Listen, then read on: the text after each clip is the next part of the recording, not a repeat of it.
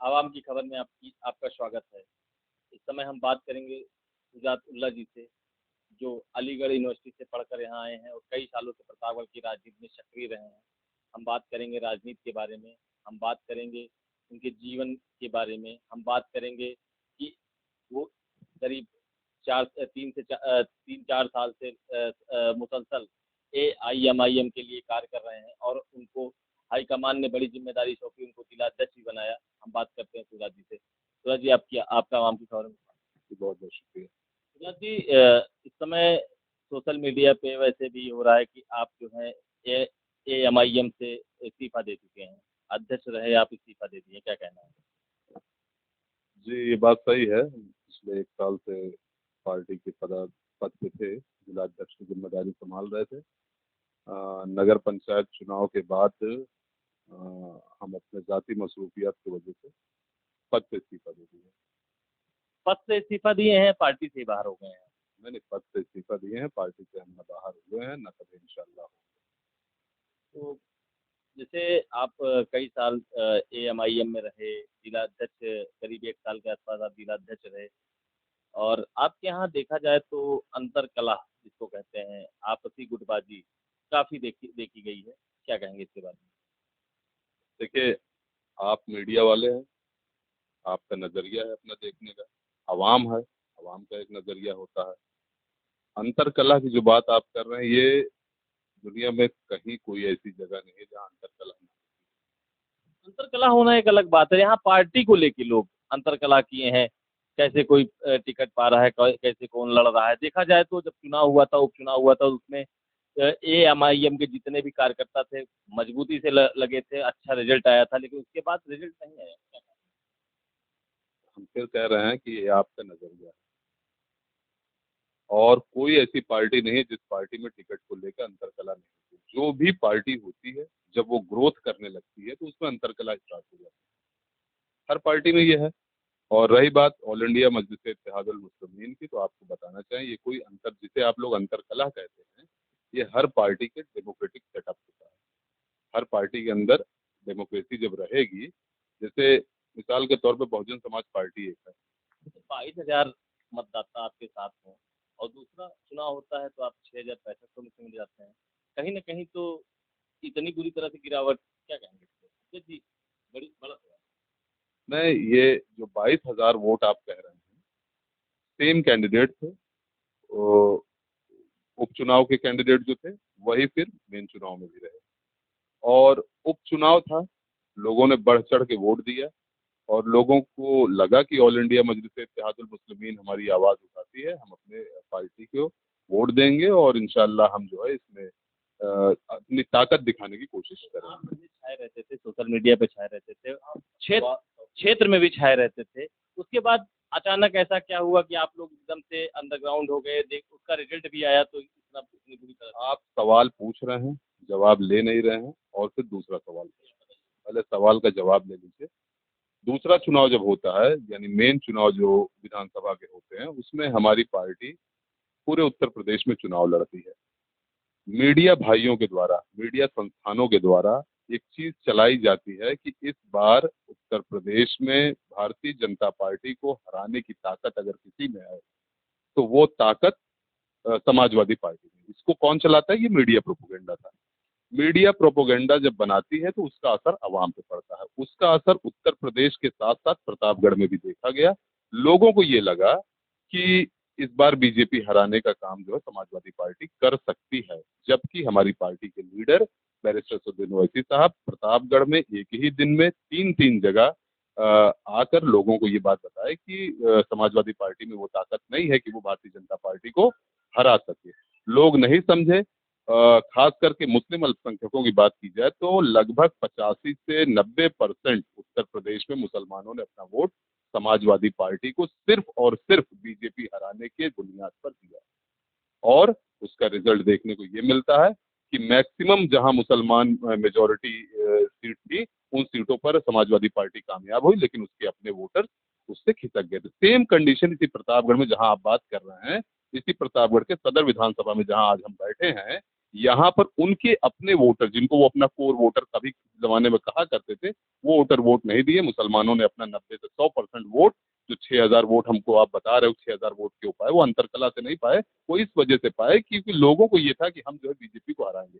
लेकिन एक ऐसा नॉन पॉलिटिकल आदमी जिसको बीजेपी और उसकी समर्थन पार्टी से कैंडिडेट बनाया गया और वो टिकट पा जाता है, वो चुनाव जीत जाता है। हम आपकी बात मान लेते हैं, एक बार ये बात मान ली जाए कि अंतरकला नहीं था, राजनीतिक पार्टियों का उथल पुथल के कारण आपको इस तरह से, लेकिन वहीं अभी कुछ दिन पहले, महज महीने 2 महीने पहले कुछ चुनाव होता है नगर पालिका का, उसमें आपके यहाँ एक कैंडिडेट लड़ते हैं, वहाँ देखा गया कि आपके कार्यकर्ता तक उनके साथ प्रचार प्रसार में नहीं रहे, उसके बाद रिजल्ट जो आया बहुत ही सोचनीय विषय। देखिए, हम जिलाध्यक्ष से जिम्मेदारी हम इसकी लेते हैं, ये कमियां हुई हैं इस बार। और कमियां क्या थी, वो ये था कि हम लोग जब इस पर बैठ कर डिस्कस करें, चुनाव से पहले ही ये बात जब हो रही थी, तो हम लोगों को ये था कि पहले आवेदन किया जाए और उसके बाद फिर डिसाइड किया जाएगा चुनाव कौन लड़ेगा। बीच में आप देखे होंगे कुछ और आवेदक थे जिन्होंने अपनी होर्डिंग भी लगाई और आवेदन भी किया, लेकिन एट लास्ट जब वो हम लोग 3 सभासद आवेदन थे हमारे पास और उनका आवेदन कराए थे, और कोई भी नगर पंचायत ना ही नगर पालिका के अध्यक्ष पद के लिए आवेदन हम लोगों ने स्वीकार नहीं किया। मतलब आवेदन जो हुए थे लेकिन उस पर किसी को टिकट देने की बात नहीं हुई थी, या तो वो हट गए थे या तो हम लोगों ने उनको बेहतर नहीं समझा चुनाव लड़ाना। आखिर में चुनाव के मतलब नामांकन के 1-2 दिन पहले कुछ लोगों ने ये अपनी इच्छा इच्छा जाहिर करी कि हम भी चुनाव लड़ना चाहते हैं। उसमें पार्टी के ना ही पदाधिकारियों से बैठकर कोई मशवरा हुआ था और ना ही पार्टी के जो सदस्य थे उन लोगों से भी कोई बात हुई थी।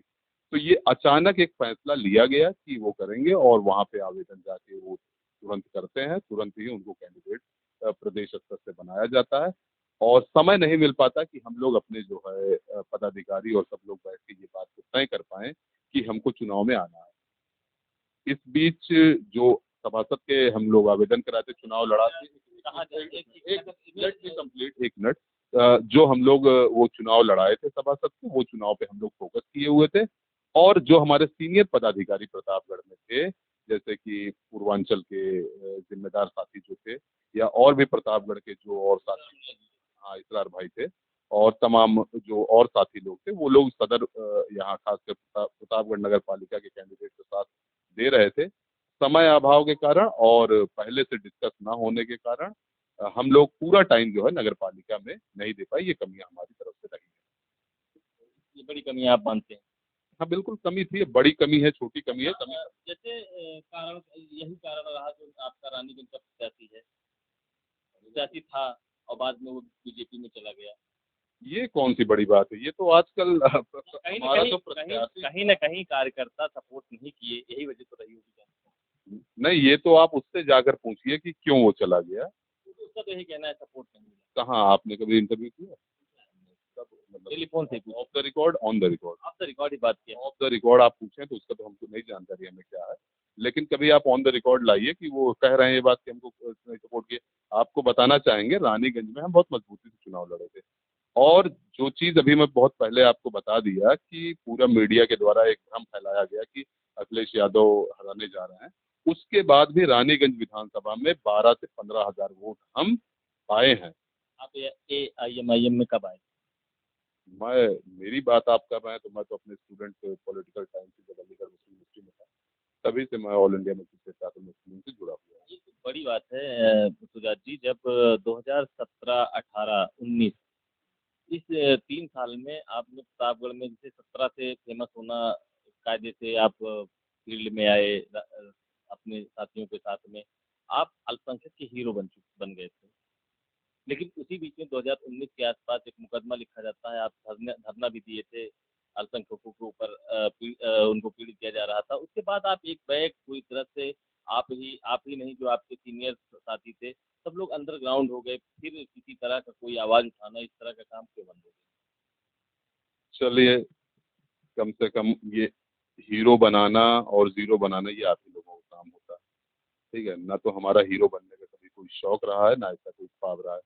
बाकी अल्लाह, लोगों के दिल पे राज करते थे लोग। कोई बात होती थी, कहीं कोई पीड़ित होता था तो कहता था सुजात से बात कर रहा हूँ, इसरार जी से बात कर रहा हूँ, जफर जी से बात कर रहा हूँ, और लेकिन 2019 में जब आपके खिलाफ मुकदमा लिखा जाता है, उसके बाद से आपकी पार्टी में आप भी पूरी तरह से पैक दिखे। अब थोड़ा सुनिएगा, हीरो बनाना आपका काम है और जीरो बनाना भी आप लोगों का काम है। आप मीडिया संस्थानों से जुड़े हुए लोग हैं, आप लोग जिसको चाहें जब चाहें जैसा चाहें बना सकते हैं। ऐसा बाकी नहीं है, आपके किरदार पे हम बात करते हैं। हाँ तो ठीक है, अब हम बता रहे हैं ना। बाकी अल्हम्दुलिल्लाह अल्लाह का शुक्र है कि लोगों ने ये बात कही है, लोगों ने हमें इज्जत दी और हम उनके शुक्रगुजार हैं कि उन्होंने हमें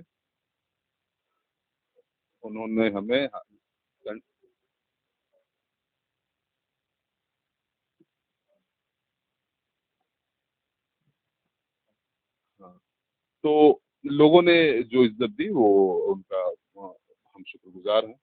रही बात आप ये कह रहे हैं कि 2017, 18, 19 या जो मुकदमे हमारे ऊपर लिखे गए, आपको हम बताना चाहते हैं शायद आप लोगों ने नजर फेर ली है, वरना अगर आप आज भी चीजों को देखना चाहें, ये बकरीद है ना, अभी बता रहे हैं आपको इसको, और भी तमाम मसले आपको बता सकते हैं हम, लेकिन अभी लेटेस्ट बता रहे हैं। ये बकरीद है, बकरीद से पहले ईद उल फितर के दिन इसी प्रतापगढ़ में एक गांव है,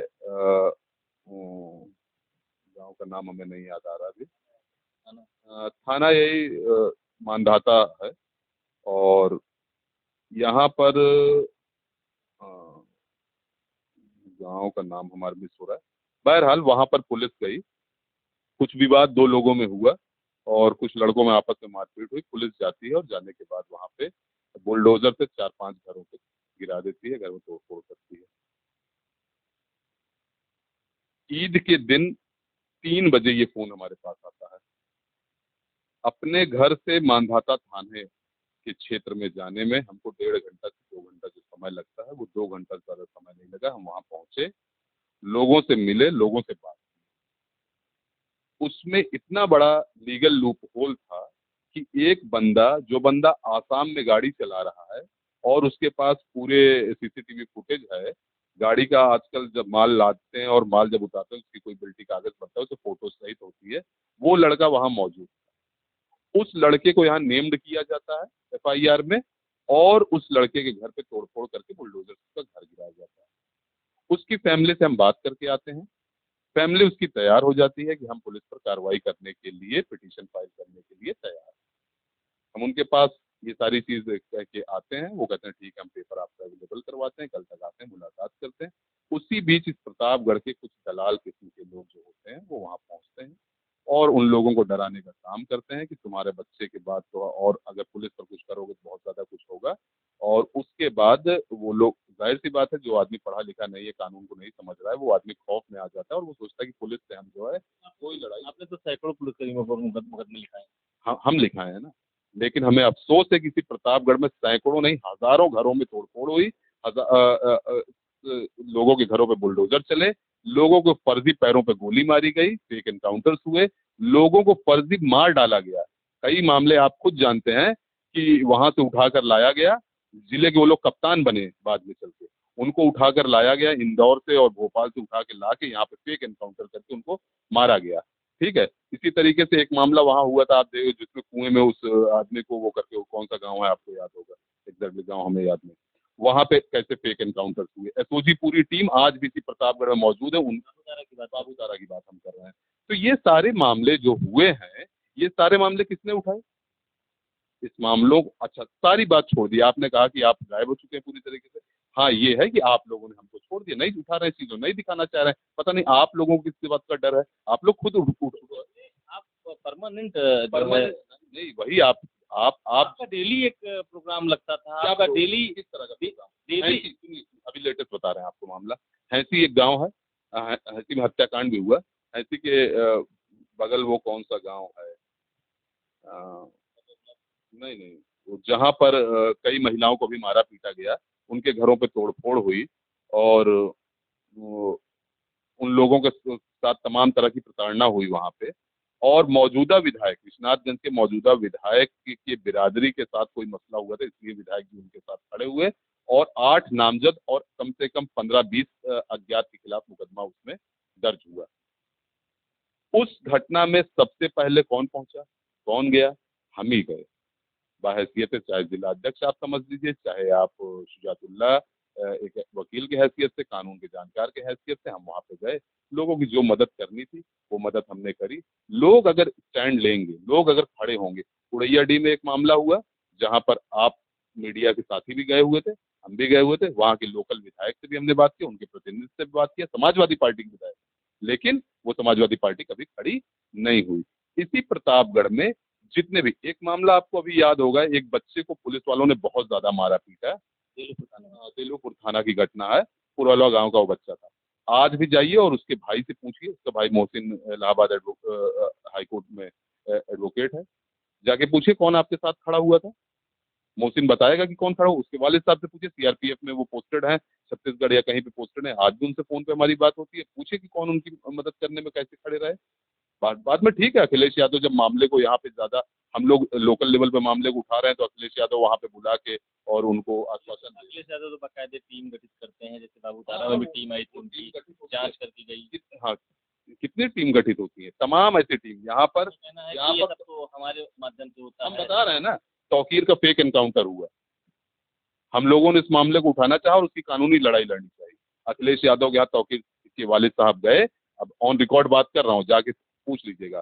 तौकीर के वालिद साहब इसी प्रतापगढ़ को समाजवादी पार्टी के सो कॉल्ड जो अपने आप को लीडर बनते हैं या जो भी नेता हैं वो लेके गए, और ले जाने के बाद वहाँ क्या आश्वासन दिया गया कि हाँ आप जो है, जो आपकी मजिस्ट्रियल जांच हो रही है उसमें आप अपना बयान लिख कर दे दीजिए, मानवाधिकार में लिख के दे दीजिए, हमारी गवर्नमेंट आएगी तो हम देखेंगे, बाकी आपको कुछ आर्थिक मदद कर देंगे। मोहसिन का मामला जिसको मैं अभी बता रहा हूँ, लड़का दानिश का मामला जिसको पुलिस वाले मारे और वो लड़का जो है मौत की मुंह से वापस लौट के आया है, उस बच्चे को भी वहां पे बुलाया गया था। उसके भाई वहां पे गए थे, जाके पूछिए कि आपसे अखिलेश यादव ने क्या कहा। अखिलेश यादव ने यही दो बात कही कि फाइनेंशियल आपकी हम मदद कर दे रहे हैं, बाकी हमारी गवर्नमेंट आएगी देखेंगे। क्यों? अब अपोजिशन इसमें पुलिस विभाग ने भी कार्रवाई की, अपने दारोगा को तत्काल जो है निलंबित कर दिया, तो उसके बाद दो सिपाही भी निलंबित कर दिए गए। एसपी साहब से हमने बात किया, एसपी साहब ने हमें आश्वस्त किया। ये बात मैं बड़ी जिम्मेदारी के साथ कह रहा हूँ कि प्रतापगढ़ में जब से सतपाल अंतिल साहब आए हैं तब से बहुत सारी चीजें सही हुई हैं। फर्जी जो मुसलमानों को प्रताड़ित किया जाता था, फर्जी मुसलमानों के घरों में तोड़फोड़ होता था, बुलडोजर कार्रवाई होती थी और तमाम सारी चीजें होती थी। ये बात मैं ऑन रिकॉर्ड कह रहा हूँ, ऑल इंडिया मजलिस इत्तेहादुल मुस्लिमीन के जिम्मेदार होने के नाते भी कह रहा हूँ कि यहाँ पे विराम लगा है। देखिए, मैं जो चीज कह रहा हूँ उसको समझ, हत्याओं पे विराम लगा, डकैती पे विराम लगा, लूट पे विराम लगा, यहाँ पे विराम लगा है। देखिए हत्या पे विराम लगाना उनका काम है। हत्याएं नहीं हो रही हैं, आज लूट नहीं हो रही, आज घटनाएं नहीं हो रही, महिलाओं के साथ रेप नहीं हो रहा है। मैं कह रहा हूँ पुलिस फर्जी उत्पीड़न जो करती थी उसकी बात कर रहा हूँ, उत्पीड़न की बात कर रहे हैं। नहीं, आपने कहा कि इस समय अपराध मतलब मैंने ये नहीं कहा, मैंने ये बार बार यही कह रहा हूँ कि जो फर्जी उत्पीड़न किया जाता था खास करके मुस्लिम अल्पसंख्यकों का, वो काम प्रतापगढ़ के एसपी जनाब, फर्जी तो मैं भी जानता हूँ, फर्जी जो होते थे, फर्जी उत्पीड़न नहीं होगा, सही अपराधी है और सही अपराधी को पकड़ा जाएगा। इसी में कोई किसी का मर्डर करेगा और अगर वो गिरफ्तार होगा तो हम उस पर जाके आवाज नहीं उठाएंगे क्यों गिरफ्तारी हुई। हाँ, फर्जी उत्पीड़न जो वहां उस गांव में हुआ था उस पर जो ऐसे इस तरीके के उत्पीड़न होंगे, अगर हम ट्विटर से भी कप्तान साहब के संज्ञान में लाने का काम करते हैं या कप्तान साहब को व्हाट्सएप पे, हमारे व्हाट्सएप आपको खोल के भी ऑन कार्रवाई हो, उस पर कार्रवाई होती है। जब कार्रवाई हो रही है तो जरूरी नहीं है कि हम सड़क पे उतर के जिंदाबाद और मुर्दाबाद के नारे लगाएं। आप लोग तो चाहते हैं कि वही जिंदाबाद मुर्दाबाद हो, आके कचहरी में घेराव करें, आके ये करें, तो आप लोगों को तत्कालीन एसपी, इसके पहले तत्कालीन एसपी रहे हैं, अनुराग आर्य रहे हो या अभिषेक सिंह रहे हो, जो अभिषेक सिंह रहे हैं। अभिषेक सिंह साहब का कार्यकाल उनका पूरा कार्यकाल सिर्फ और सिर्फ यहाँ के बीजेपी पार्टी के लीडर या फिरका परस्त लीडरों को खुश करने में उन्होंने अपना पूरा टाइम लगाया था। वही कप्तान ऐसे थे, दुर्भाग्य था प्रतापगढ़ के ऐसे कप्तान जिन्होंने पुलिस लाइन की मस्जिद में नमाज पढ़ने से रोकने का काम करने की कोशिश की थी। वो कोशिश उनकी कामयाब नहीं हुई। यहाँ से वो सीधे बागपत उनका ट्रांसफर होता है। बागपत से एक एसआई साहब जो दाढ़ी रखे हुए थे, जाने के बाद सबसे पहला काम उनका होता है उनकी दाढ़ी कटवाने के लिए उन्होंने नोटिस जारी किया कि दाढ़ी रख के तुम काम नहीं कर सकते। ऐसे भी कप्तान इस जिले में आए, दुर्भाग्य था इस प्रतापगढ़ जिले का। ठीक है, जब ऐसे कप्तान थे उनके खिलाफ हमने मजबूती से खड़े हुए, हम लोग मजबूती से खड़े हुए, उस पर चाहे मुकदमा लिखा जाए, चाहे जेल जाना जाए, चाहे लाठी खाना पड़े, सब कुछ खाए हैं और सब कुछ किए हैं। जब ऐसे कप्तान आए, उसके बाद जो और भी कप्तान आए वो कप्तान कुछ कम ही दिनों के लिए थे। लेकिन पिछले करीब 2 सालों से इसी प्रतापगढ़ में सतपाल अंकिल साहब हैं और सतपाल अंकिल साहब चीजों को बेहतर तरीके से कंट्रोल करने में लगे हुए हैं। खास करके फर्जी उत्पीड़न नहीं हो रहा है, किसी को फर्जी फंसाया नहीं जा रहा है, इस तरीके की चीजें। ये तो अगर है। इस तरीके की चीजें नहीं हो रही हैं तो हम लोगों को सड़क पर उतर के विरोध करने की कोई जरूरत नहीं। बाकी और जो चीजें हैं, हमारी पार्टी के जो अपना सेटअप है, या कार्यकर्ता बनाना या सदस्य बनाना, वो सारी चीज हम कर रहे हैं। तो आप ये नहीं कह सकते हैं शुजातुल्लाह पूरी तरीके से गायब हो चुके हैं। हम लोग हैं, काम कर रहे हैं, काम जिस तरीके से करना चाहिए उस तरीके से करें। बाकी डर खौफ किसी चीज का नहीं है। इस हिंदुस्तान में अगर हम हैं तो हमें संविधान पर भरोसा है कि इस संविधान के तहत हम जो जो हमारा हक है वो हम लड़के। जब संविधान की आप बात कर रहे हैं, हम आपसे एक बात पूछेंगे। यूसीसी गवर्नमेंट ने लागू करने का फैसला लिया है, कैसे देखते हैं आप इसको, और इसमें क्या दिक्कतें होंगी या सब कुछ सही रहेगा? देखिए, एक चीज आप ये समझिए कि इस गवर्नमेंट जो तो ये चाहेंगे आप यूसीसी, आप अधिवक्ता भी हैं, हाई कोर्ट अधिवक्ता रहे, प्रैक्टिस करते हैं, तो आप यूसीसी का पूरी तरह से विस्तार से बताइए, यूसीसी है क्या? आप जो इतने भी लोग आवाम की खबर देख रहे हैं, कम से कम वो जाने, पूरी तरह से यूसीसी का मतलब तो समझ सकें। देखिए, ये इस देश का दुर्भाग्य है। यहाँ पर जो रूलिंग पार्टी है, एनडीए, बीजेपी, इन्होंने यूसीसी से पहले और भी कई कानून इस देश में आए। ट्रिपल डाइवोर्स बिल आया, पार्लियामेंट से पास हो गया। तमाम political party, so called secular पार्टियों ने उस पर सरकार का साथ दिया। सिर्फ कौन थे? वो 2 लीडर उस पार्लियामेंट में, 2 मेंबर पार्लियामेंट में, जिसका नाम बैरिस्टर सज्जन ओवैसी साहब और इम्तियाज जलील साहब। इन्होंने विरोध किया, उसके अगेंस्ट में वोट दिया। बाकी या तो वॉकआउट कर गए या तो उसका सपोर्ट किया, क्योंकि वो एक्सक्लूसिवली मुसलमानों के लिए बिल था, इसलिए पूरे देश के में उसको सपोर्ट भी किया गया। क्योंकि मुसलमान का मामला है तो ठीक है, सबने साथ दे दिया, वो जो हो रहा है चल रहा है। उसके बाद दूसरा एक बिल आता है। एक बात देखने को मिलती है, आप जैसे सेकुलरिज्म की बात थोड़ा सा, आप मुस्लिम मुस्लिम जहाँ का पूरा देखिए, अगर अभी भी नहीं उसका भूत गुब्बारा फूटा आप लोग की नजर में है, तो हम गुब्बारा फोड़ने की कोशिश कर रहे हैं। अगर आप चाहते हो उस गुब्बारे को फूट जाए, आपके समझ में आ जाए, तो वो भूत उतर जाना चाहिए। सेकुलरिज्म नाम की, पॉलिटिकल सेकुलरिज्म नाम की कोई चीज इस देश में अब बची उची नहीं है। नंबर एक चीज। दूसरी चीज, ये जो बिल हमने आपको बताया, ट्रिपल डाइवोर्स बिल, ये पास हो गया पार्लियामेंट से। इसी देश में किसान को लेकर, किसानों के मुद्दों को लेकर बिल आया। किसानों ने कोई डिमांड तो नहीं किया था ना। सुनते जाइए, पास कैसे हो, कैसे पास हुआ बिल? पास हो गया था, काफी समय वो धरने पे थे, क्या उसमें सभी मुसलमान थे जो उनकी बात नहीं मानी गई? या तो सुनिए या तो फिर सवाल उसको बात काट दीजिए। हम बताए कि ट्रिपल डाइवोर्स बिल मुसलमानों का एक्सक्लूसिव बिल था, इसलिए पार्लियामेंट से पास हो गया। आवाम ने भी कहा कि नहीं नहीं, बहुत अच्छा कानून है, जबकि दर्द हमारा था, हम जानते हैं कि वो क्या था क्या नहीं। किसानों का बिल आया इस देश में, बिल पास भी हुआ। उसके बाद किसानों ने उस पर संघर्ष किया, धरना हुआ, कई महीनों तक धरना हुआ, बहुत बड़ा धरना हुआ इस देश में, और वो बिल आखिर में गवर्नमेंट को वापस लेना पड़ा। किसानों ने अपनी जान तक की कुर्बानी। संघर्ष करने के बाद सैकड़ों किसानों ने अपनी आहुति दी उसमें। हो गया। अब आ जाइए तीसरा, एनआरसी और सीए।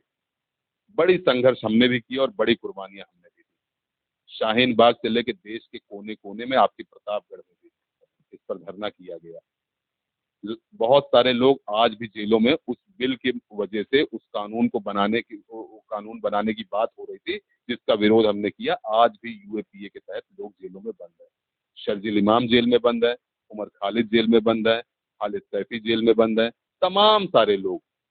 उसके बाद दिल्ली में दंगा कैसे करा के और कैसे उस प्रोटेस्ट को खत्म कराया गया, और फिर कैसे लोगों को साजिश के तहत फंसाया गया। कहाँ गए वो सेकुलर लीडर? किसानों के बारे में तो सबने साथ दिया, किसानों का बिल वापस हो गया। एनआरसी के मामले पर कहाँ गए वो सेकुलर लीडर जो हमारे मुसलमान भाई जेलों में बंद है? उनको, उनकी बात क्यों नहीं होती है? यहाँ पे देखा गया कि आप दंगा भड़काए, अपराध किए, भाई जिसका भी आप नाम दे रहे हैं, जिसकी अभी आप बात कर रहे हैं, कहीं ना कहीं उनको इसी इल्जाम में तो ले जाके डाला गया। 4 साल हो गए उमर खालिद को, 3 साल से ज्यादा हो रहा है। शर्जील इमाम को ट्रायल नहीं स्टार्ट हुआ, ना ही बेल मिली। कहाँ दंगा भड़का है? सीआरपीसी क्या लगी होगी तो आपको बेहतर पता हो। आईपीसी और सीआरपीसी छोड़िए, इस देश में सिर्फ मुसलमानों को और दलितों को उत्पीड़ित करने के लिए यूएपीए नाम का कानून बनाया गया, अनलॉफुल एट्रोसिटीज प्रिवेंशन एक्ट बनाया गया। और बनाने वाले कौन थे पता है? कानून को लाने वाले कौन थे पता है? कांग्रेस गवर्नमेंट, सेकुलर मोहब्बत की दुकान खोल रहा है। ठीक है, ये इस बिल को लाए हैं, इन्होंने कानून बनाया है, और उस कानून में जब संशोधन किया जाने लगा तो यही लोग खड़े होकर साथ देने वाले थे, मालूम है आपको? यही लोगों ने साथ दिया। कांग्रेस ने बिल बनाया और कांग्रेस पारित नहीं किया। कांग्रेस ने बिल बनाया, कांग्रेस ने पारित कर दिया, लेकिन उसमें सब कुछ कुछ चीजें डाइल्यूट मोड में थी। उसके बाद जब ये आए तो उसको और कड़ा कर दिए। जब कड़ा कर दिए तो ये लोग खड़ा होकर उसका समर्थन कर दिए। जो अपोजिशन में आज कांग्रेस है, ये उस कानून को और कड़ा बनाने के लिए उसमें समर्थन कर रहे हैं। और आज उसी यूएपीए के तहत इन तमाम लोग जिनका मैं नाम ले रहा हूँ, इन जैसे हजारों लोग आज जेलों में बंद हैं।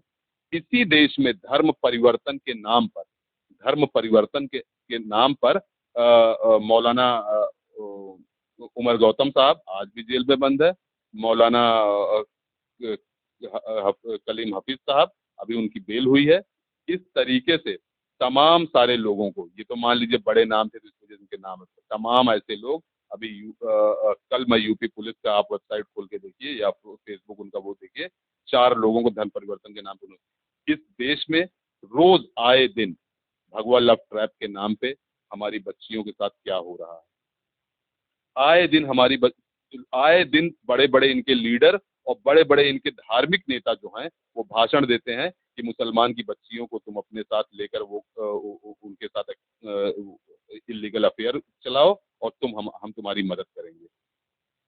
इसका रोकने का कोई तरीका है? नहीं नहीं, हम आपको अभी तरीका पे नहीं जा रहे, हम आपको ये बता रहे हैं कि वो सेकुलर पार्टीज जो हैं जिनकी वो बात करते हैं, आप उनका वो हमेशा से बुराई करते हैं और उनको वो करते हैं। आप जो है, आपने ये कहा कि तो जो बिल आ रहे हैं, तमाम ऐसे बिल आ रहे हैं, इस पर क्या कहना? अभी यूसीसी पे तो हम आए ही नहीं, अभी तो हम आपको ये सब बता रहे हैं, ये सब जो चीजें पहले हो चुकी हैं।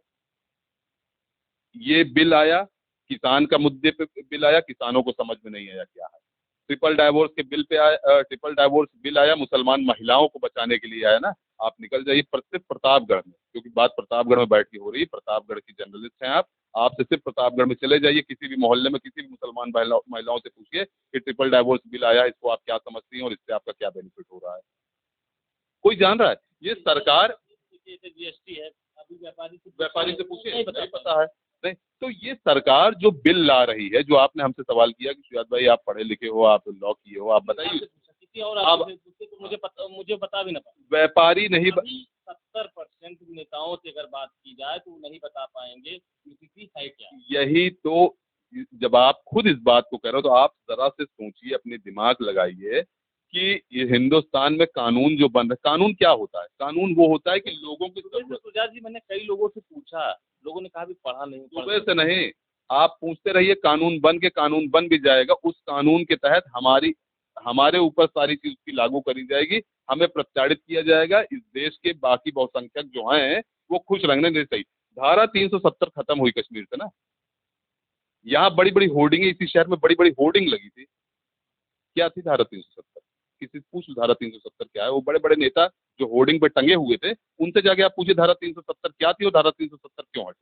आपको बताएं, धारा 371 भी है, धारा 371 ए भी है, बी भी है। इसी देश में हिमाचल प्रदेश में आप जमीन नहीं खरीद सकते हैं। आप उत्तर प्रदेश का जाके नागालैंड में चले जाइए, मिजोरम में चले जाइए, मणिपुर में चले जाइए, आप कहीं चले जाइए, सबका प्रावधान उसी कॉन्स्टिट्यूशन में दिया है। सबको पास एक्सक्लूसिव राइट्स कुछ दिए गए। इसी तरीके से कश्मीर के पास भी कुछ उसके एक्सक्लूसिव राइट्स थे, लेकिन क्योंकि कश्मीर एक मुस्लिम बाहुल्य क्षेत्र था, मुस्लिम बाहुल्य राज्य था, इसलिए कश्मीर को इस तरीके से हाइप दिया गया। धारा 370 को आप ही मीडिया भाइयों द्वारा, अब आपकी संस्थान कितनी ईमानदार है वो उस पर बात हम नहीं कर रहे हैं, लेकिन तमाम मीडिया संस्थान कितना हाइप दिया, और मोदी जी 370 हटा रहे हैं। मोदी जी 371 क्यों नहीं हटा रहे हैं? मणिपुर जल रहा है, मोदी जी वहां क्यों नहीं जाके बात कर रहे हैं? ऐसे ऐसे मुद्दों पे क्यों नहीं बात कर रहे हैं? इस पर बात कभी नहीं होगी, ना ही आवाम इसको पूछेगी। और हमें अफसोस इस बात का है कि आप जैसे लोग, आपके यहाँ अंतरकलह है, एमआईएम में ये नहीं हो रहा है। मेरे भाई, इस वक्त एमआईएम के पास तो बनता है ना, अगर दिखता है तो सवाल यही बनता है कि आज हमारा लीडर मणिपुर पर भी बात करता है। हमारा लीडर इनके फर्जी ढोंग, जो फर्जी सेकुलर की ये ढोंग रखते हैं। हमारे 4 नेता चले गए, बिहार के 4 हमारे विधायक चले गए टूटकर दूसरी पार्टी में, तो बड़ा हो हल्ला मचाया गया। जब महाराष्ट्र में क्या हो रहा है, महाराष्ट्र में क्या हो रहा है, कहाँ है सेकुलर लोग? एनसीपी बड़ी सेकुलर पार्टी हुआ करती थी ना, चले तो गए, उनके भतीजे चले गए, कहाँ रह गए सेकुलर? कांग्रेस के तमाम लीडर जो सेकुलर अपने आप को कहा करते थे, इसी बगल इलाहाबाद में रीता बहुगुणा जोशी, जगदम्बिका पाल वगैरह वगैरह वगैरह, सभी जो तमाम जो जो कोर सेकुलर जिनको हम कहा करते थे, वो सबसे पहले कहाँ चले गए? बीजेपी में चले गए। तो मेरे भाई सेकुलरिज्म नाम की कोई चीज बची नहीं, पॉलिटिकल सेकुलरिज्म कोई चीज है नहीं। और जो कॉन्स्टिट्यूशनल सेकुलरिज्म था उसको ये लोग रहने नहीं दे रहे हैं। आज हम दाढ़ी रख के पुलिस की नौकरी या गवर्नमेंट नौकरी में हमारे साथ क्या किया जा रहा है वो आप देख रहे हैं। हम नकाब पहन के अगर कॉलेज जाएंगे, हमारी बच्चियां हिजाब लगा के कॉलेज जाएंगी तो उनके साथ क्या हो रहा है आप देख रहे हैं। हम अपने घरों में नमाज पढ़ रहे हैं। अभी कल बागपत में 1500 लोगों पे मुकदमा लिखा गया। ये कानपुर में इसी ईद में आप उठा के देख लीजिए, 2-2,500 लोगों पे मुकदमा लिखा गया। कांवड़ यात्रा शुरू हो रही है। इस देश को सिर्फ और सिर्फ इन फर्जी मुद्दों में फंसाकर बहुसंख्यक लोगों को गुमराह करके लोग अपनी हुकूमत कर रहे हैं और रोटी सेक रहे हैं। और ये सारे मुद्दे जब तक बहुसंख्यक समाज नहीं समझेगा कि हमको धोखा देने के लिए किया जा रहा है। यूसीसी की आप बात कर रहे हो, यूसीसी वो है जिसको यूनिफॉर्म सिविल कोड कहा जाता है। यूनिफॉर्म सिविल कोड क्या होता है कि आपके तमाम सारे मसले, देखिए सिविल सिविल कोड और क्रिमिनल कोड तो आप समझ रहे होंगे। एक तो जमीन के मामले होते हैं, एक जो है फौजदारी के मामले होते हैं। किसी का अपराध कोई 302 आप करें या महाराष्ट्र का कोई आदमी करे या पश्चिम बंगाल का कोई आदमी करे, 302 लगती है। तो वो तो यूनिफॉर्म है ही है, इंडियन पिनल कोड यूनिफॉर्म है। सिविल के जो मामले हैं, लैंड लॉ आज भी हर जगह अलग अलग। उत्तर प्रदेश का लैंड लॉ अलग है, बिहार का लैंड लॉ अलग है, और जगह का लैंड लॉ। सिविल मामला है, इसको यूनिफॉर्म क्यों नहीं करते मोदी जी? इसको यूनिफॉर्म नहीं करेंगे। इस तरीके के संविधान ही यूनिफॉर्म नहीं है। संविधान अगर यूनिफॉर्म होता तो धारा 370 कश्मीर के लिए अलग से क्यों डाली गई, धारा 371 क्यों डाली गई, या इस तरीके के उसमें आर्टिकल्स क्यों डाले गए? ये आर्टिकल्स इसीलिए डाले गए हैं कि जहां लोगों को जिस तरीके की जरूरत थी उस तरीके से उनको संतुष्ट करके अपने साथ जोड़ा गया था। और यूनिफॉर्म सिविल कोड का जो मामला आर्टिकल 44 में कॉन्स्टिट्यूशन में दिया गया है, उसी directive principle of state policy में ये भी कहा गया है कि देश के तमाम राज्यों में शराब बैन होनी चाहिए। अल्कोहल बैन की बातें करी, उस पर कोई बात नहीं होती, कभी नहीं होती है। बैन भी किए हैं, तो जहाँ किए हो बिहार गुजरात, लेकिन और तमाम राज्यों में तो चल रही है ना। तो खुले इसी से चुनाव आप देखे होंगे, कोरोना रहा, कोरोना काल में सब कुछ बंद था लेकिन शराब की दुकानें खुली थी। हम यही तो बात कह रहे हैं कि जिस जहां से आप ये कहते हो कि यूनिफॉर्म सिविल कोड संविधान में दिया गया और कोर्टें कह रही हो, तमाम कह रहे हैं, हम ये कहते हैं कि जहां जहां यूनिफॉर्म सिविल कोड दिया गया है लागू करने के लिए, वहीं पर तो ये भी दिया गया है शराब को बैन कर दो। आप उसको नहीं करोगे ना, उस पर आवाज उठेगी कभी। इक्वल डिस्ट्रीब्यूशन ऑफ प्रॉपर्टी या वेल्थ की बात कही गई है, सबको बराबर हक मिलना चाहिए, उसकी बात कभी नहीं सुनने में आपको मिलेगा। गरीब बेचारा मरता चला जा रहा है, गरीब से गरीब होता चला है, अमीर अमीर से होता चला जा रहा है, किसी को आज तक कोई इक्वल डिस्ट्रीब्यूशन की बात कभी होती नहीं मिलेगी। काफी आवाज दिए, जनधन योजना, ये वो, पर आप मीडिया बंधु हैं, आप भी थोड़ा सर्वे करिए, कहाँ से मिल रहा है, क्या मिला है, किसको हो रहा है। बरसात आई तो है 4 दिन, इसी शहर में नगर पालिका का चुनाव हुआ, सरकार बहुत कुछ कही, योगी जी आके यहाँ बहुत कुछ कह के गए, तमाम योजनाएं गिना के चले जाते हैं ना, लोग वोट भी दे देते हैं, तमाम सारी चीज चलती, लेकिन हो तो रही है बारिश। आप जिस गली में आए इस गली के कंडीशन देख लीजिए, या जहाँ पे शहर के कंडीशन देख लिए, जल भराव, चाहे वो हॉस्पिटल का मसला हो, आप जाके देख लीजिए कि जो हॉस्पिटल में यूसीसी मुद्दे पर आते हैं। हाँ, यूसीसी की बात जो हो रही थी, यूसीसी यूनिफॉर्म सिविल कोड की बात। अब इस देश में जो संविधान है उसमें कॉन्स्टिट्यूशन में हमको फंडामेंटल राइट्स है, हमारा मौलिक अधिकार है कि कोई भी इंसान अपनी रिलीजन पर चल सकता है। फ्रीडम ऑफ रिलीजन की बात कही गई है, फ्रीडम ऑफ कल्चर की बात कही गई है, एजुकेशनल इंस्टीट्यूशन खोलने की बात कही, माइनॉरिटी एजुकेशनल इंस्टीट्यूशन कोई खोल रहे हैं, तमाम लैंग्वेज प्रिजर्व करने की बात है, इस तरह की तमाम सारी बातें फंडामेंटल राइट्स में कही गई हैं। Directive principle of state policy, fundamental right अलग चीजें हैं। Directive principle of state policy कभी प्रिवेल नहीं करेगी फंडामेंटल राइट। मौलिक अधिकार सबसे जरूरी, वो मौलिक अधिकार है, मौलिक अधिकार को काट कर डायरेक्टिव प्रिंसिपल स्टेट पॉलिसी नहीं होनी चाहिए, यानी यूनिफॉर्म सिविल कोड जिसकी बात आप कर रहे हैं। अब आप एक बात बताइए, जैसे अभी बार बार ये बात उठती, जब यूनिफॉर्म सिविल कोड की बात होगी टीवी डिबेट को आप देखेंगे तो वहाँ बात होती है कि मुसलमान 4 शादी करते हैं, मुसलमान 4 शादी करते हैं, इसको एक वो करना चाहिए। डाटा ये कहता है कि सबसे ज्यादा अगर 4 शादी किसी के यहाँ हो रही है, दलितों के यहाँ हो रही है, क्रिश्चियनों के यहाँ हो रही है 4 शादी या एक से ज्यादा शादी की बात, तो किसके यहाँ हो रही है, डाटा ये बता रहा है। मुसलमानों के यहाँ एडॉप्शन सिस्टम नहीं है। मुसलमान के यहाँ ये है कि अगर हमारी बीवी है, किसी भी वजह से अगर बच्चा नहीं पैदा हो रहा है, तो बीवी ये कहती है कि आप दूसरी शादी कर लीजिए। शौहर भी ये बात अपनी बीवी से करता है, उसकी रजामंदी से दूसरी शादी करते हैं और फिर बच्चा हो, क्योंकि शादी का जो मेन कंसेप्ट है वो है अपनी जनरेशन को आगे बढ़ाना। तो सब मुसलमान करता है, लेकिन वो मुसलमान को एक एक र्यूमर ये बनाया गया कि मुसलमान चार शादी करके ज्यादा बच्चे पैदा करके इस देश पे कब्जा करना, ये फर्जी प्रोपोगंडा जो इस देश में चलता है। तो एडॉप्शन हमारे यहाँ, हमारे दीन में, हमारे कलाम पाक में प्रॉपर्टी डिस्ट्रीब्यूशन का पूरा चीज आज से साढ़े 1400 साल पहले जब कलाम पाक रसूलुल्लाह सल्लल्लाहु अलैहि वसल्लम के ऊपर नाजिल हुई, तभी ये बता दिया गया कि किसका क्या हक है, और उस हक को राई के दाने के बराबर भी इधर उधर कोई नहीं कर सकता। इतना बैलेंस, क्योंकि वो डिवाइन लॉ है, वो अल्लाह का दिया हुआ लॉ, उस पर आज तक किसी ने कोई उंगली नहीं उठाया है। अब इनके यहाँ ये इन सारी चीजों को लेकर, ये तो हम कुछ पॉइंट्स आपको गिनाए हैं, इसके बाद शादी के हमारे तरीके होते हैं, तलाक के हमारे तरीके होते हैं, और हमारे मिट्टी मैयत के अपने अलग तरीके होते हैं। यूसीसी क्या क्या कर रहा है ये? अगर यूसीसी का कानून आ जाता है तो यूनिफॉर्म सिविल कोड मान लीजिए बना दिया जाए, मान लीजिए यूनिफॉर्म सिविल कोड लागू किया जाए इस देश में, और आपको कह दिया जाए कि आप जो है शादी जो भी, आप में पूरा देश शादी जो करेगा वो रजिस्टर्ड मैरिज करेगा।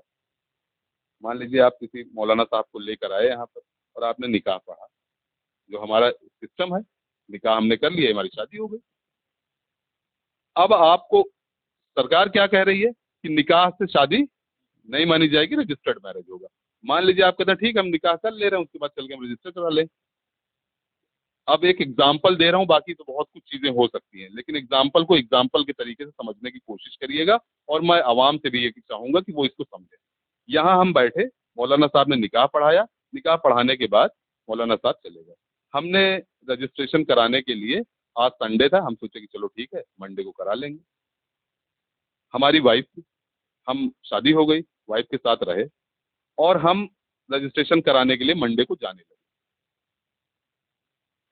हमारा एक्सीडेंट हुआ, हमारा इंतकाल हो गया। बीवी हमारे साथ थी, हमने बीवी से रिलेशन मेंटेन किया, और उसके पेट में बच्चा आ गया।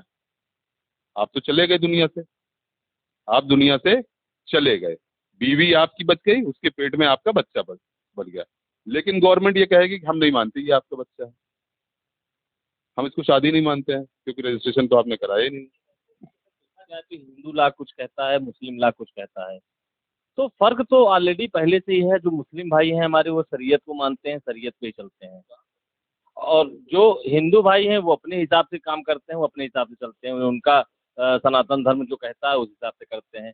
तो कानून पहले भी था, आज भी है, और आगे भी रहेगा।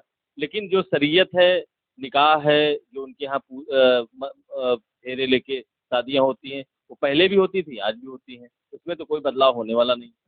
कुछ ऐसी चीजें, कुछ ऐसा बताइए जो जिससे आवाम समझे। नहीं नहीं, आप शायद नहीं समझ रहे हैं, आवाम की बात छोड़िए, आवाम को समझना तो बहुत टाइम लगेगा। आवाम, हम तो यही दुआ करते हैं कि आवाम चीज़ों को समझना शुरू कर दे, शायद चीज़ें ठीक हो जाए। आवाम सिर्फ और हिंदू मुस्लिम समझ रही है। जो भी आपने बताया इसका तो बहुत ज्यादा विशेष मुझे नहीं समझ में आया। नहीं समझ में आएगा ना, वो समझ में तब आएगा कि आसाम में हेमंत बिस्व शर्मा है, ठीक है, हमारे यहाँ शादी का क्या कंसेप्ट है। सही इस्लाम की बात अगर करिए आप, क्योंकि हम लोग तो दीन ही छोड़ दिए, तो समझ में कैसे आएगा। शरीयत जिसकी बात करते हो सिर्फ जबान पे तो है, शरीयत पे अमल किसका है? शरीयत पे कौन अमल कर रहा है? हमने पहले ही छोड़ दिया है। हाँ, ऊपर से नीचे तक अभी देख लीजिए। हाँ, सब छोड़ चुके हैं, तो हमको तो लग रहा है सब ठीक ही है। अब हम आपसे एक बात ये कह रहे हैं कि हमारे यहाँ ये है कि लड़की बालिग होगी तो उसकी शादी कर देनी है। इंडियन जो लॉ है वो ये कहता है कि लड़की 18 साल होनी चाहिए और लड़का 21 साल होना चाहिए।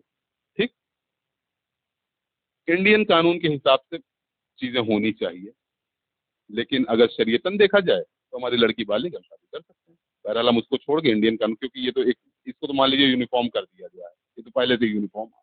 ठीक, अब मिसाल के तौर पे आसाम में एक चीज हुआ कि 18 साल की लड़की, कोई 17.5 साल की थी उसकी भी शादी कर दी गई, कोई 17 साल की थी उसकी भी शादी। वहाँ की जो गवर्नमेंट है, सरकार है, उसने एक सर्वे करवाया, तो पता लगा कि इनकी शादी जो है वो 17.5 साल में हो, 17 साल में। इसको पता कर लीजिए, आप लोग मीडिया वाले हैं, इसको देख लीजिए। वहां पर लगभग 2,500-3,000 फैमिली, जहाँ पे सर्वे हुआ 2,500-3,000 फैमिली ऐसे निकली कि जो 18 साल से कम उम्र में अपनी लड़की की शादी कर दी।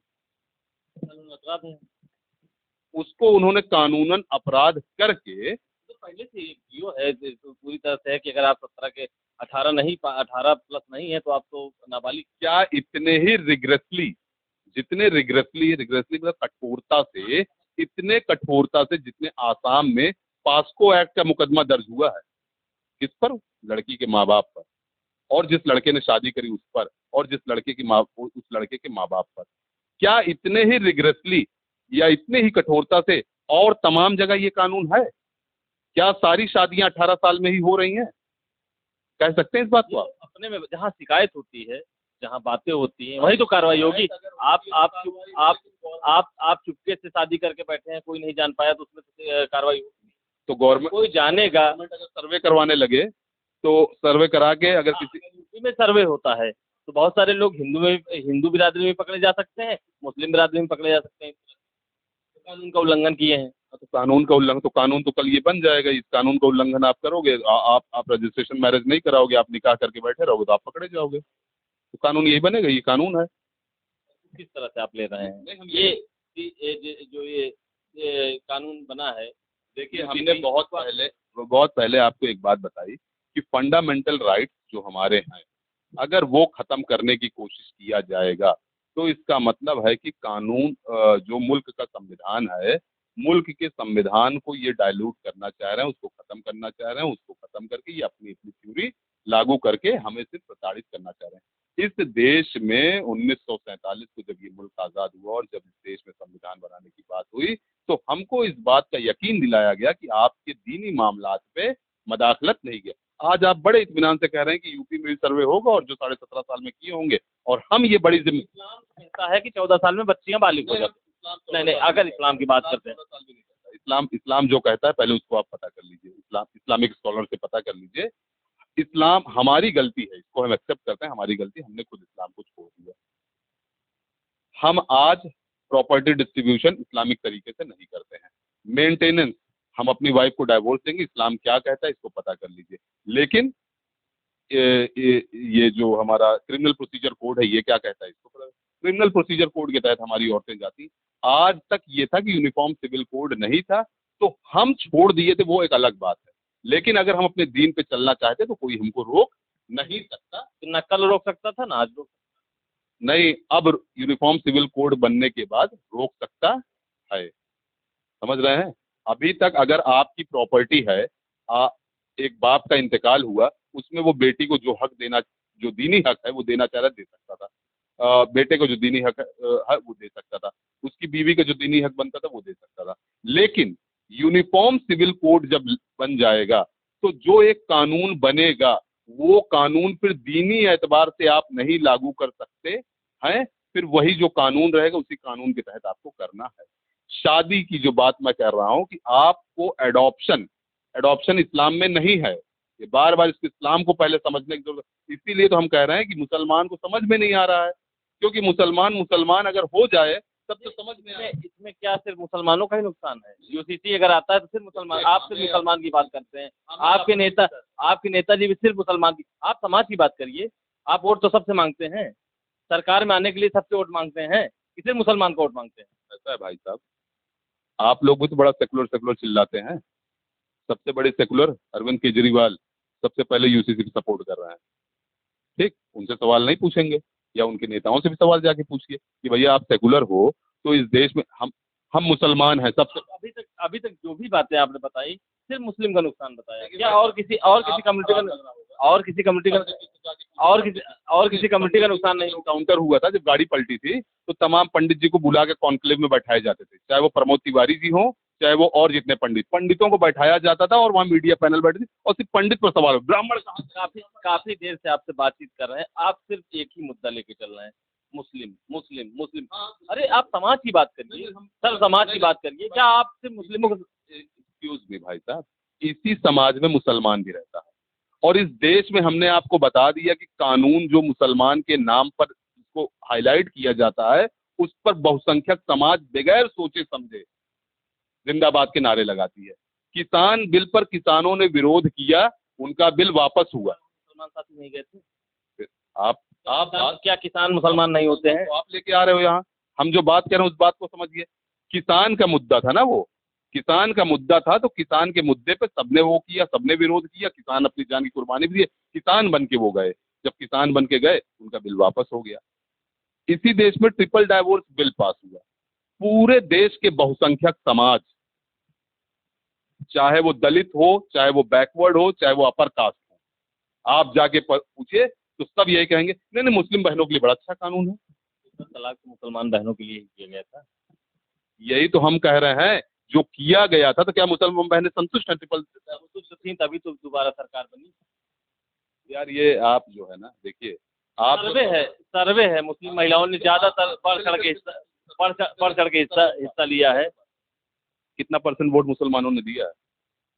महिलाओं पुरुष की बात छोड़िए, कितना परसेंट CDR जो डाटा आता है, जिसमें हम कह रहे हैं कि मुसलमानों ने 85% या 83% समाजवादी पार्टी को वोट दिया, मुसलमानों ने बीजेपी को कितना परसेंट वोट दिया? बताइए। सर्वे अगर वोटिंग सर्वे की बात की जाए तो कहीं पर भी 100% वोट पड़ता ही नहीं है। भाई साहब, हम 100% बात ही नहीं कर रहे हैं, हम तो आपसे एक बात पूछ रहे हैं कि मुसलमानों ने, ये डाटा हमारा नहीं है, डाटा जो इलेक्शन डाटा के हिसाब से, इलेक्शन कमीशन के हिसाब से तो 15% के आसपास मुस्लिम महिलाओं ने। अभी खोल के आपको दिखा दे रहे हैं, ठीक है।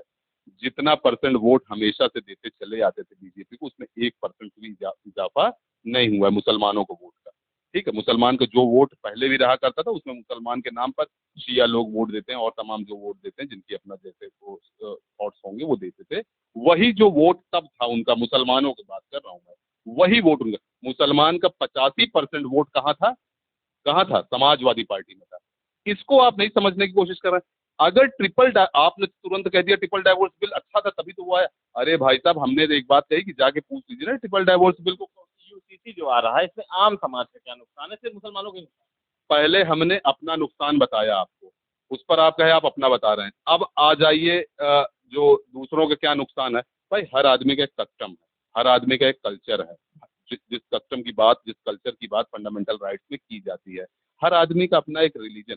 इसी देश में, यहाँ जहाँ नॉर्थ इंडिया में हम लोग रहते हैं, यहाँ पे लोग कृष्ण जी को, हनुमान जी की, अब ये हिंदू इसको ज्यादा बेहतर बताएंगे, लेकिन आप कह रहे हो नहीं आप ही बता दो सब कुछ, तो हम बता दे रहे हैं।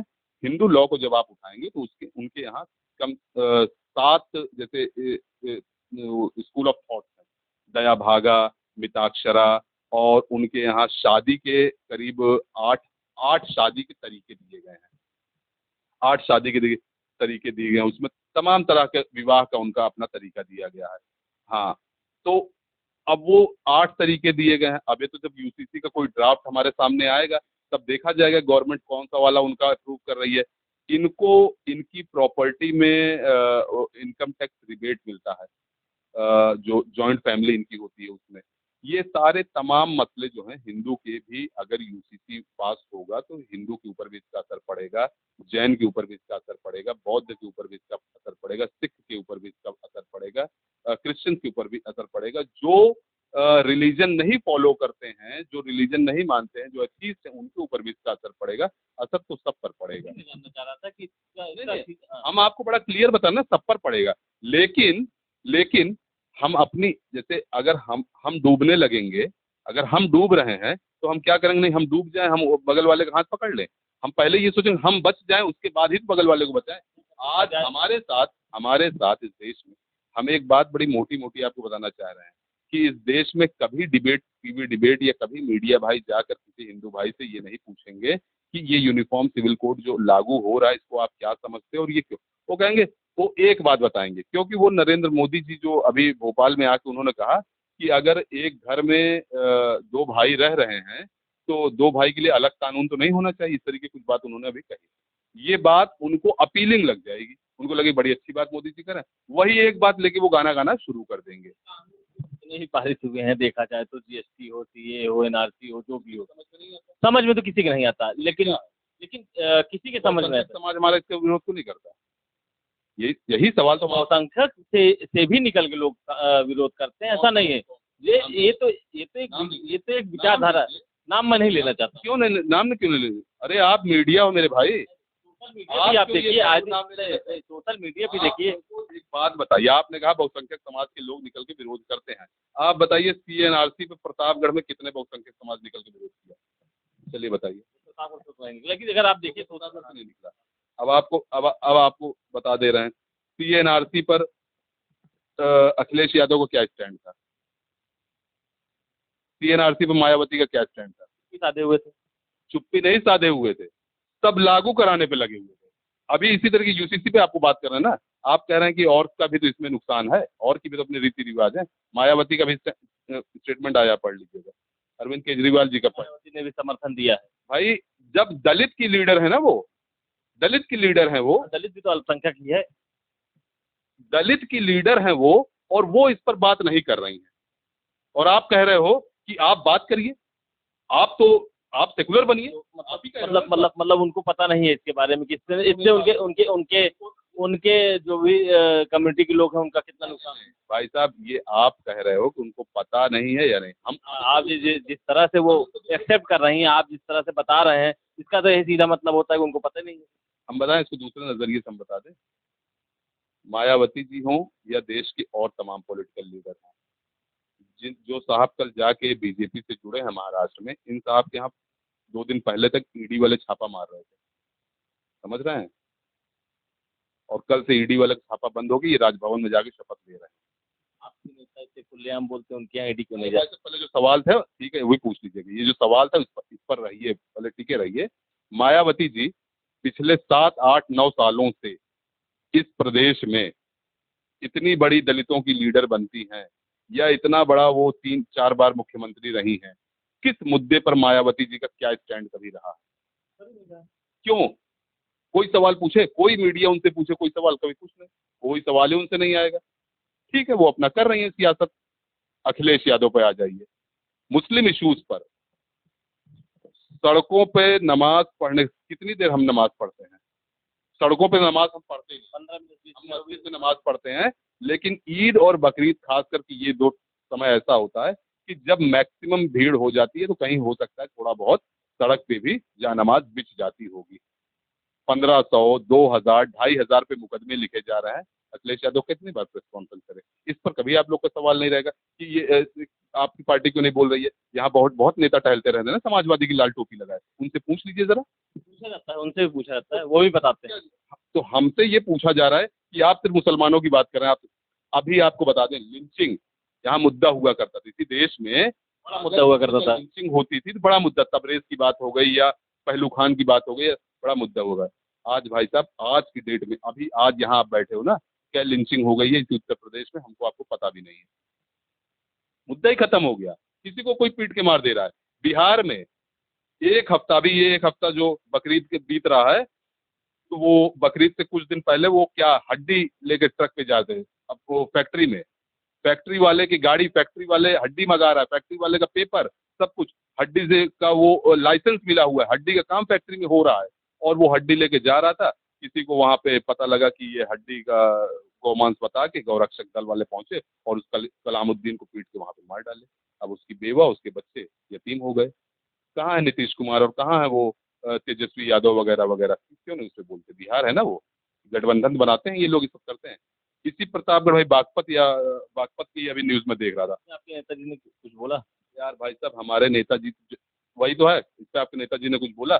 हमारे नेताजी किससे बोल रहे हैं उसको आप जरा खोल के तो देख लीजिए, जाइए उनको ट्विटर हैंडल पे सुबह से देखिए कि किससे बोल रहे हैं। हमारे नेताजी तो अगर हज करने भी जा रहे हैं तो वहां पर भी हज की सब्सिडी मुसलमानों की बंद हुई, 4-4 लाख रुपए हज के लिए जा रहा है, जाकर देखिए वहां पे क्या हमारे नेताजी तो वहां से भी बोल रहे हैं।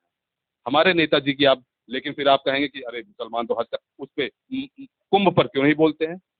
उस पर हम क्या बोलें जब कांवड़ के नाम पर हमारे लोगों को एक थाना, अभी कौन सा थाना में देख रहा था, 70 लोगों को सिर्फ इस बुनियाद पर लाकर उनका चालान कर दिया गया कि तुम गौकशी कर सकते हो, पहले से ही प्रिज्यूम कर लिए, इसलिए गौकशी कर सकते हो क्योंकि कांवड़ का महीना और कांवड़ की यात्रा होने वाली, इसलिए तुमको जो है पाबंद किया जा रहा है, तुमको तुम्हारे ऊपर 151 का चालान किया जा रहा है।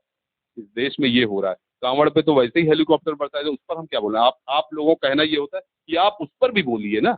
अरे उस पर हम क्या बोले, वो तो करा ही जा रहा है। इसीलिए हम तो इसी पर बोलेंगे कि हम हज के नाम पर सब्सिडी छोड़ दिए। हमने कहा, आप कहते हैं ना कि आपने मोदी जी के कौन से कानून का आज तक साथ दिया। मोदी जी के किसी कानून को तो किसी को समझ में आया नहीं, जिसके लिए बना है उसको समझ में आया नहीं, कौन से कानून पर साथ दे। बहरहाल जिस दिन मोदी जी ने ये फैसला लिया कि मुसलमानों की सब्सिडी, हज सब्सिडी खत्म की जा रही है, हमने इसका खुल के स्वागत किया कि हमें तुम्हारे सब्सिडी की जरूरत नहीं है। हज हमारे लिए ऐसा है कि हज जब हमारे हम वो उसके लायक हो जाते हैं तभी वो हम पर फर्ज होता है, और दूसरी बात, हम अपने हलाल की कमाई से हज करने जा सकते हैं और जाते भी हैं लोग। इसका एग्जाम्पल इसे देख लीजिए कि 20 लोग जाते हैं, बहुत लोग जाते हैं, ठीक है। तो हमें इनकी सब्सिडी की जरूरत नहीं है। हमने उस पर इनका समर्थन किया कि आप हमारी सब्सिडी खत्म कर दो। सब्सिडी के पैसे से हमने एक डिमांड करी कि हमारे बच्चियों के लिए तालीम गाह बनना चाहिए, हमारे लिए हॉस्पिटल होने चाहिए, हमारे लिए और तमाम सारी चीजें होनी चाहिए। कौन किसने सवाल किया? किस नहीं नहीं को भारी क्या, हमको जिंदगी में कोई चीज भारी पड़ी नहीं। भारी क्या होता है? सवाल की तो तभी सब्सिडी उन्होंने बंद कर दी।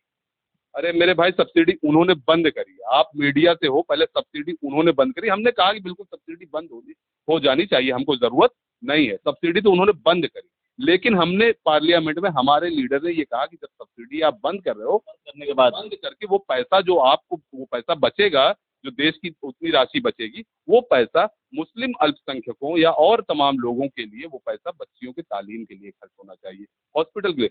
लेकिन उसका क्या असर हुआ? आप किस तरह से, किस तरह का समाज, किस तरह का पॉलिटिकल माहौल होना चाहिए?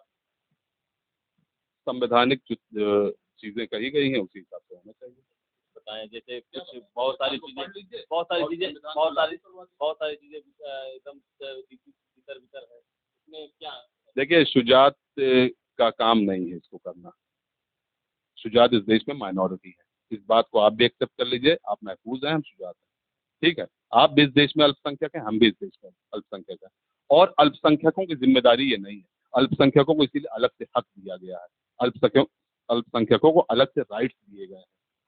इनकी जिम्मेदारी है, जो इस देश में बहुसंख्यक हैं, जो इस देश में रूलिंग पार्टीज हैं, जो इस देश में हुकूमतों में रहे, जिनके बाप दादा हुकूमत में रहे, जिन्होंने 1947 से लेकर 1950 1952 से लेकर आज तक इस देश में कभी इधर कभी उधर, कभी इधर कभी उधर के नाम पर हुकूमत किया है। आरएसएस ने हुकूमत किया है, आरएसएस की संस्थाओं ने हुकूमत किया है। इनकी पेरेंटल बॉडीज, इनकी मदर बॉडीज जो है, ये सिस्टर बॉडीज जो है, इन्होंने हुकूमत किया है।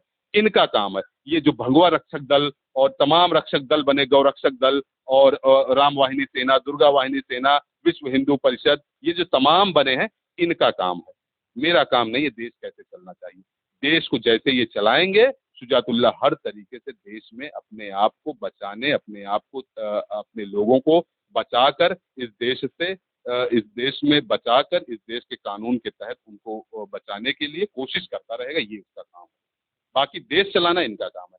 हम अल्पसंख्यक हैं, ये हकीकत है कि सिर्फ मुसलमानों के दम पर हम न तो सरकार में आ सकते हैं ना वो, लेकिन वही चीज तो मैं बार बार कहना चाहता हूँ। अरे मेरे भाई, तो जब माइंड वॉश ये कर रहे हैं और उनका माइंड वॉश हो जा रहा है, जब इनका माइंड वॉश कर दिया जा रहा है बहुसंख्यक समाज का, तो वो अपने दिमाग को संतुलित करें ना, वो अपने दिमाग से सोचें ना। एक आखिरी सवाल है सिद्धार्थ जी, 2024 का चुनाव आने वाला है, सभी पार्टियां यहाँ अपने अपने प्रत्याशी को उतारेंगी और चुनाव लड़ेंगे। आपका मैनिफेस्टो क्या होगा? क्या आप भी? भाई साहब, हम बता दिए कि हमारी पार्टी सब तय करती है। हम बड़े छोटे से एक कार्यकर्ता हैं अपनी पार्टी के। अभी आप अध्यक्ष थे, आपने इस्तीफा दिया, अभी आपका शायद इस्तीफा कबूल भी नहीं किया गया है, तो ऐसे में कुछ रणनीति होगी? नहीं, हम वो वाले इस्तीफा नहीं है जो मणिपुर के मुख्यमंत्री ने दिया है और उसके बाद फड़वा दिया अपने लोगों से, वो इस्तीफा नहीं। हमने इस्तीफा दे दिया है, तो अपनी कुछ जाति जरूरत की वजह से दिया, बुनियादी वजह से दिया है, और वो इस्तीफा स्वीकार हो जाएगा। हमारे प्रतापगढ़ में और जो बेहतर लोग होंगे वो प्रतापगढ़ की जिम्मेदारी देखेंगे, नंबर एक। दूसरी चीज, मैनिफेस्टो हमारी पार्टी कोई जारी नहीं करती है, कभी भी नहीं जारी करी है, ठीक है। हमारा एक ही उद्देश्य है कि इस देश में संविधान के मुताबिक जिसको जो हक दिया गया है वो हक उसको मिलना चाहिए, यही हमारा मैनिफेस्टो। इसको नोट कर लीजिए, इसको नोट कर लीजिए कि चाहे ये प्रतापगढ़ हो, चाहे उत्तर प्रदेश हो, चाहे हिंदुस्तान हो, तमाम जगहों पर संविधान के मुताबिक जिसका जो हक संविधान में दिया गया है वो उसको मिलना चाहिए। इसी लड़ाई को लेकर हमारी पार्टी लड़ रही है और इसी पार्टी के तहत हम चुनाव भी लड़ेंगे। बाकी अब पार्टी जो फैसला करेगी कहाँ लड़ना है, नहीं लड़ना है, क्या करना है, क्या नहीं करना है, वो पार्टी का फैसला, उसमें हमारा कोई नहीं। बहुत बहुत शुक्रिया सुजात जी। बहुत बहुत शुक्रिया आप। ये थे हमारे साथ सुजात एडवोकेट साहब, जो जिला अध्यक्ष रहे हैं एएमआईएम के अब इस्तीफा दे चुके हैं। और देखते रहिए आप आवाम की खबर, हम और भी लोगों से बात करेंगे, तरह तरह के मुद्दे उठाएंगे।